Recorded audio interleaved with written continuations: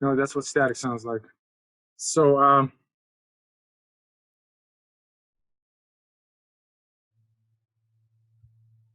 right, so we end up getting magnetism from within atoms. So what's happening inside the atoms that causes magnetic field? All right, so you got the positive charge at the center, moving about the positive charge. You got the negative charge. All right, so the negative charge creates a current loop. The motion of the charge is called current, obviously. And the current itself is responsible for the magnetic field. All right, so you got the orbital motion of the charges being responsible for the magnetic field, and that's not it. Also, you have this positive charge at the center. Positive charge is not stationary. It's also spinning on its axis, so this also creates a mini loop. All right, so that in turn is going to be responsible for the magnetism of the center. All right, so what we have, the orbital as well as the spin motion of these charges will be responsible for the magnetism. So the atoms are magnetic. The atoms act like small magnets, microscopic magnets, because of the spin as well as the orbital motion of these charges. I don't know why we're getting a static right now. All right, the reason most of the things are not magnetic is because atoms face random directions.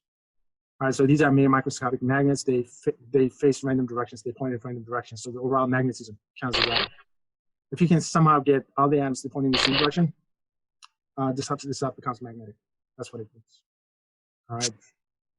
So in iron, there's something that special happens. Iron contains these small regions known as domains, within which most of the atoms are already pointing in the same direction.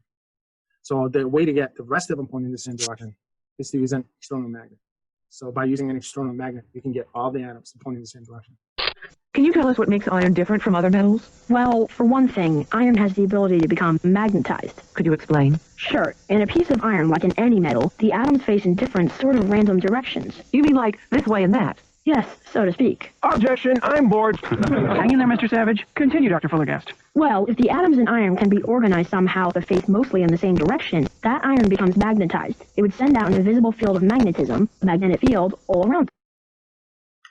All right, so if animals can be levitated in a magnetic field, who's going to be the first human volunteer?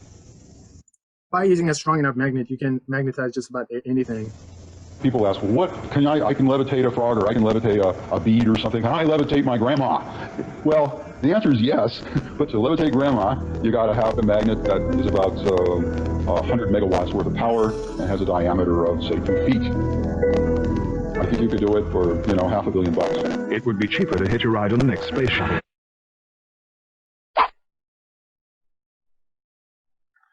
All right, pick out the best answer, and whenever you're ready, just jump in. D.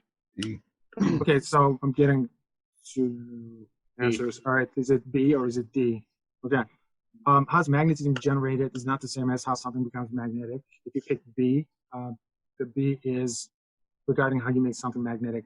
D is the best answer. D is in David. Magnetism is going to be generated at the atomic level by the orbital and spin motion of the electrons in the nuclei. So those of you guys who pick B, give yourselves 2 points. Those of you guys who pick D, give yourselves 5. So D is the best answer. Okay, just as the atoms in a bar of iron can be organized, lined up in one direction, they can also be disorganized. Stenographer Fred, would you kindly smash the nail with a hammer, please? I don't think I could smash it kindly. Right, well then just smash it hard. Okay. Hi-ya. Yeah. All right, Fred, now that should do it. No more smashing? Now that its atoms have become disorganized, the nail is no longer a magnet. See, it won't pick up any paperclip. All right, so if you can just randomize the motion of these atoms making up the structure, they're going to end up facing random directions, so the overall magnetism cancels out. And one way you could do that is by heating things One thing up. you may not know is that something that is magnetic can have its magnetism destroyed just by heating it. For example, this is an iron wire. And you can see that it's magnetic because it's being held up right now by being attached to this ball magnet. I'm going to destroy the magnetism of that iron wire by heating it. And I'll do that by passing an immense current through it. Let me just do that. Now, as it warms up, you'll see that the wire starts to sag, but I'll have to get it almost red hot before it will fall off the magnet. I'll have to put a little more current in still. Now watch, and there it goes. When it got hot enough, it destroyed its magnetism and fell off the wire. Now, of course, that I've disconnected the current, it's cooling down, and when it gets cool enough, I should be able to make it stick back to the magnet again, like that. So magnetism can be destroyed by heating, and it's restored when the material cools down again. I have here something that looks like just another hunk of ordinary iron, but it isn't. This is a very rare metal, which is known as gadolinium. Gadolinium is non-magnetic at room temperature. That is to say, it will not stick to this bar magnet. But that's only because room temperature is already so hot for gadolinium that its magnetism has been destroyed. If I cool it just a little bit below room temperature, it will become magnetic again. And I can do that. I can cool it down just by dipping it in this liquid nitrogen. Watch. I just have to hold it in here long enough for it to get cold enough to become magnetic. Okay, let's try it now. And there you can see now it's magnetic. Now it's actually magnetic only on one side because I only made one side cold. If I try the other side like this, it won't stick to the magnet. Only the side that's cold will actually stick like that. So, you see magnetism can be destroyed by heating. It can be restored by cooling again in magnetic material. All right, pick out the best answer. And whenever you're ready.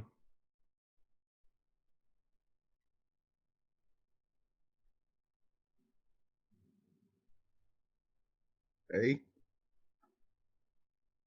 All right, so A is the best answer, right? So the heat energy is going to randomize the vibrational and rotational motion of the atoms, so they're going to end up pointing at random directions, canceling out the overall magnetism of the system. All right, give yourself 5 points. Those of you guys who picked A, give yourselves 2 points. The magnetic field is created deep in the Earth's core.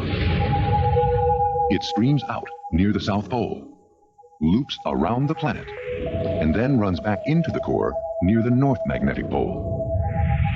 This is the Earth's protective force field.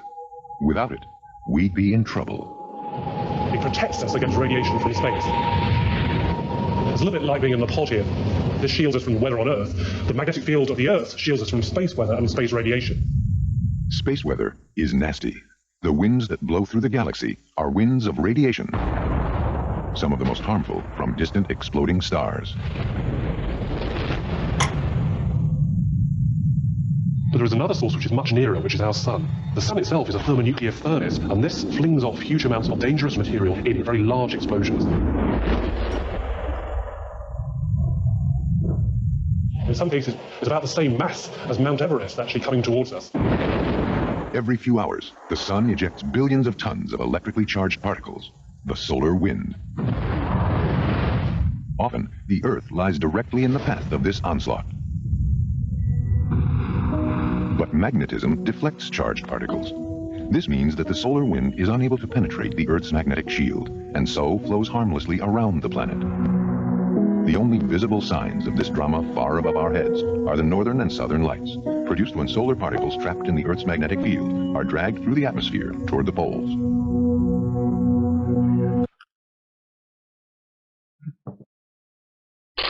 Scientists have a theory about how the core generates the magnetic field. It's based on the close relationship of magnetism to electricity. In particular, the fact that electric currents create magnetic fields.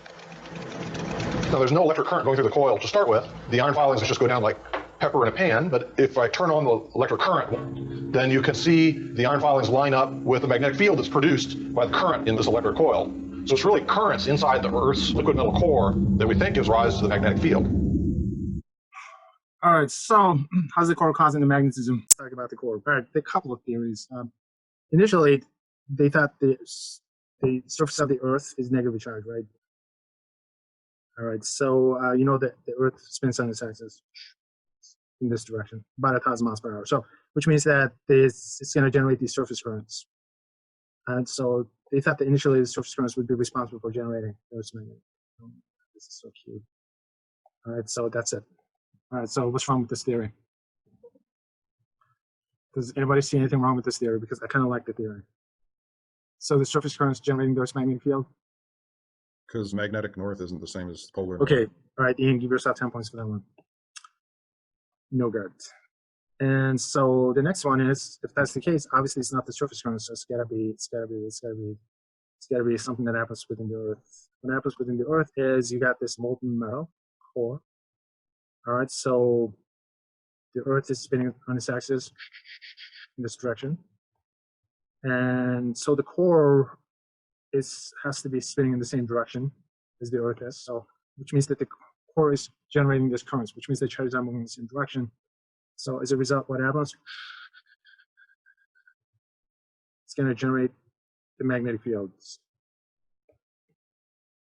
Okay, so we're done.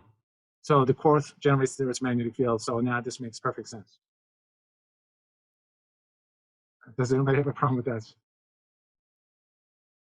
Is that the same as the problem with the last one? Yeah. Oh shit. So how do we fix this problem? Damn, life is so complicated at times. It just creates problems. All right, so let's fix the problem.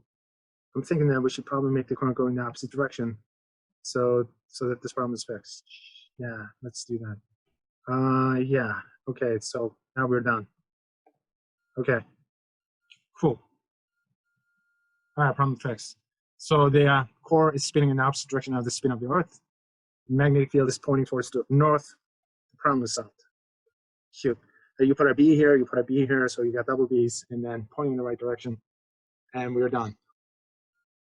Okay, so does anybody have a problem with this?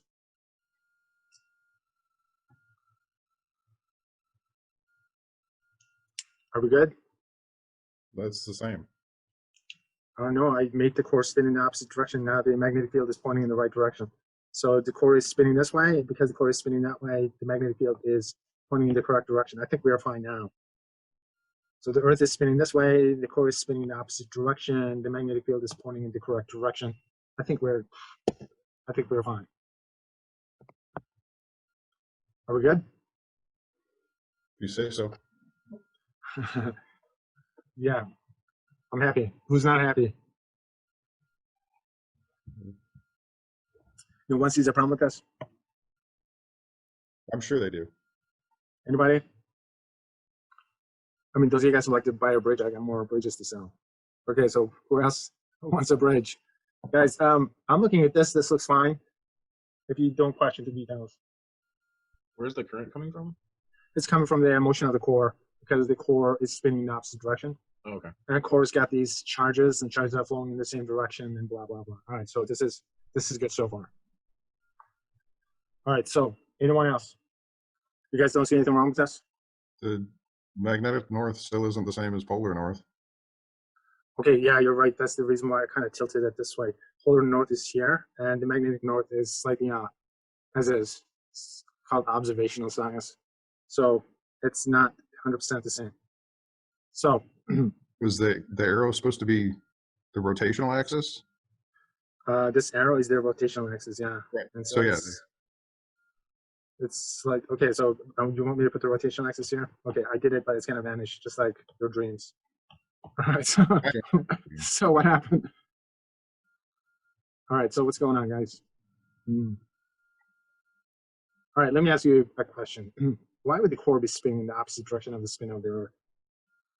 And let's pretend that it can spin. How long do you think it's gonna spin against all that friction? There's tremendous amount of friction. It's probably, I don't know, it probably could spin on its own for maybe at most a few weeks. All right, guys, you got the entire weight of the Earth just pressing up against you. There's tremendous amount of friction.